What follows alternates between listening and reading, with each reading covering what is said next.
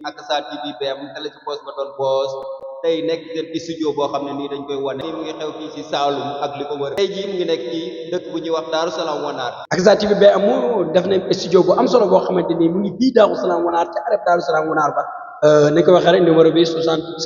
611 10 02 am nga programme mini di jëm ci wàllu religieux boo ñu rek ci 78 294 88 ñu daal di ko couvrir ba mu daal di jégg dayoo seen studio bu bees tax nag di ak Sa TV BM mu ngi fii ci dëkk bii di Daaru Salaam Wanaar waaye gi ñi nga xam ne bëgg ngeen jot suñu publication mu yomb lool allez taper sur internet ak Sa TV BM nga daal di abonné bés cloche notification bi ngir lu ñu dugal nga jot ci ñu mu gën a gaawee ak Sa TV BM.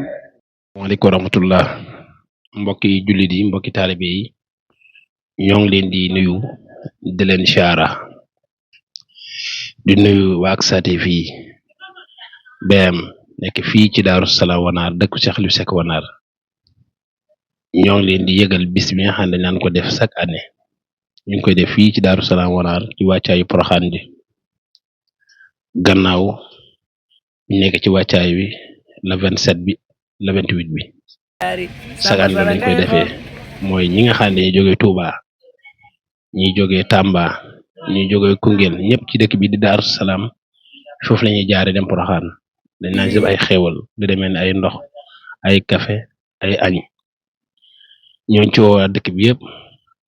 ndax man moom daanaka dama ne jiit dong laa ci waaye dëkk bi yëpp laa ko bokkal képp koo xam ne rek yaa ngi dégg woote bi na nga xam ne mooy sa woote la 28 27 lañ koy commencé ba la 28 ñaari fan lañ koy def teel a ci màggali Poroxaan incha allah rabbi taala ñu ngi ci woo góor ñi ak jigéen ñi woo ci mag ak ndaw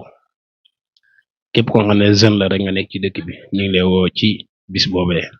la 27 ba la 28 ndox yi nag ñu ngi commencé ñëw ndax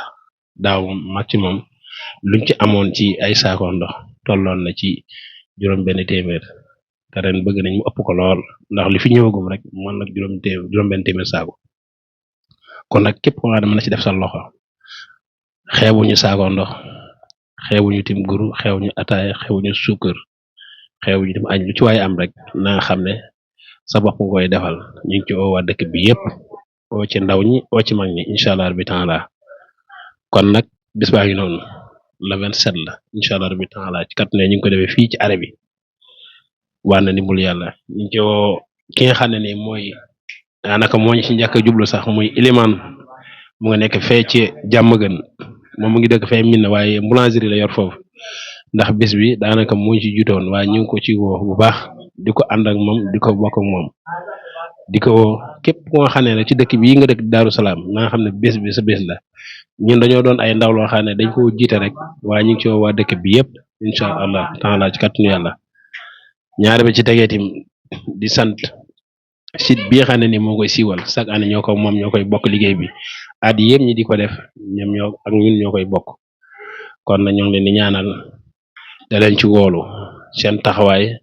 ndax image yi fépp fu mën a dem ñoom ñoo ko fi yeggale daaw ñu bari dañoo waxoon ne yëguñ ko moo tax it tey ñu dellusiwaat ci pour yëgal ko waa dëkk bi yëpp ndax kër mënuñu dugg kër ku nekk waaye daanaka daal suñ demee fii ne woon nañ ñëpp ñu ngi woo góor ak jigéen mag ak ndaw incha allah rabbi taala kon nag woote baa ngi noonu asalaamaaleykum wa rahmatullah taala wa barakaatu